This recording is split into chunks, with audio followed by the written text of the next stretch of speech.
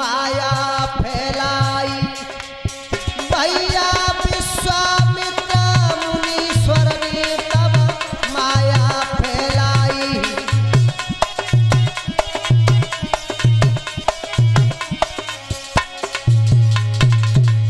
क्या किया विश्वामित्र ने? अरे लाश कछु बच्चन की रे डारी,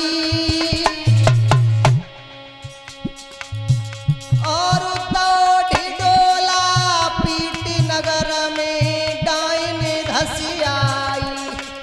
भैया दौड़ी डोला पीटी नगर में डाइन धसी आई।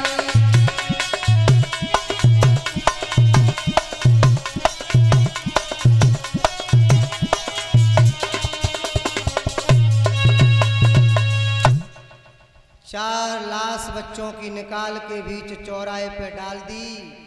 रानी तारा भागती जा रही थी, ठेपन लग गई, लाश पर गिर पड़ी, खून में लथपथ हो गई रानी तारा।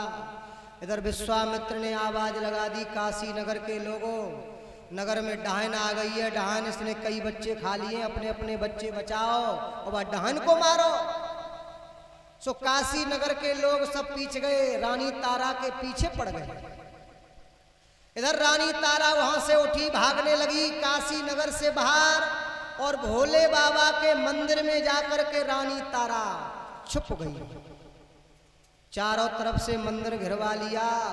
कहा कि डाहन जा मंदिर के अंदर है, कौन मारेगा भाई, कौन मारेगा? उसी समय राजा हरिश्चंद्र को बुला लिया।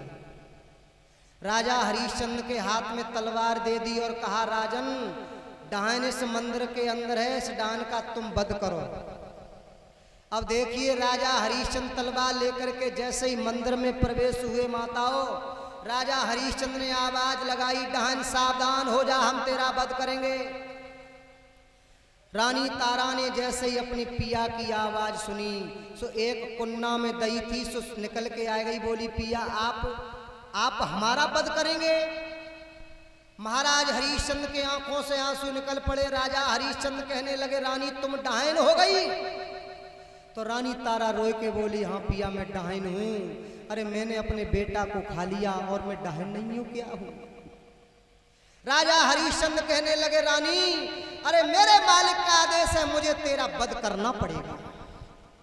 सो रानी तारा ने अपने दोनों हाथ जोड़े और कही, पिया मैं भी चाहती हूं कि आपके हाथ से ही मारी जाऊं, सो स्वर्ग के लिए चली जाऊं। दोनों हाथ जोड़ करके सिर नीचे को कर लिया रानी तारा ने। राजा हरिश्चंद्र ने जैसे ही तलवार उठाई रानी तारा को मारने के लिए, उसी समय विश्वामित्र प्रकट हो गए और विश्वामित्र ने राजा हरिश्चंद्र की कलाई पकड़ ली। राजन सावधान, ये तुम्हारी रानी है, इसे मत मारो। हमने तुम्हारी परीक्षा ली थी और परीक्षा में तुम सफल हो गए। बोल गोविंद भगवान की। राजा हरिश्चंद्र कहने लगे, स्वामी जी तुमने तो अपने भले के लिए हमारी परीक्षा ली, लेकिन आपकी परीक्षा के चक्कर में हमारा तो एक बेटा था, वो भी संसार से चला गया। विश्वामित्र कहने लगे, तुम्हारा बेटा कहीं नहीं गया, आवाज लगाओ अपने बेटा को। राजा हरिश्चंद्र ने आवाज न लगाई है तो बेटा रोहित मंदिर के पीछे निकल के आ जाता है। आज तीनों प्राणी जब इकट्ठे हो जाते हैं, राजा हरिश्चंद्र की जय जयकार होने लगी।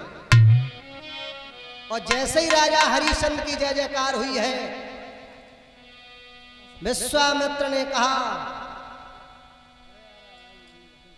राजन धर्म में तुम सबसे आगे रहे, दानियों में तुम सबसे आगे रहे, और हम तुम्हें सत्यवादी की उपाधि और देते हैं कि राजा तो बहुत होंगे, लेकिन तुम जैसा सत्यवादी राजा कोई नहीं होगा। राजा हरिश्चंद्र को आशीर्वाद दिया और कहा, वरदान मांग लो अगर कोई वरदान चाहो। तो राजा हरिश्चंद्र कहने लगे, स्वामी जी हमें आप क्या वरदान देंगे? विश्वामित्र बोले, जो तुम मांगना चाहो मांग लो हमसे। तो राजा हरिश्चंद्र कहा, बोले कि अगर देना चाहते हो तो हमें एक वरदान दे दो। क्या? कि साईं इतना दीजिए अरे मेरे भैया,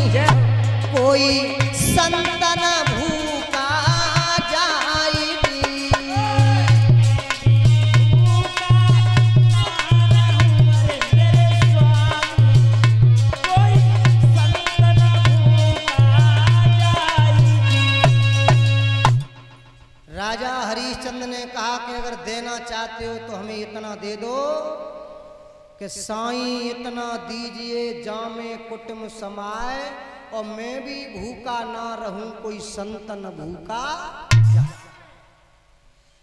विश्वामित्र ने आशीर्वाद दे दिया। राजा हरिश्चंद्र, रानी तारा, पुत्र रोहितास, तीनों प्राणी लौट करके अयोध्या में आ जाते हैं। बोलिए आनंद कंद भगवान की। भाइयों, इस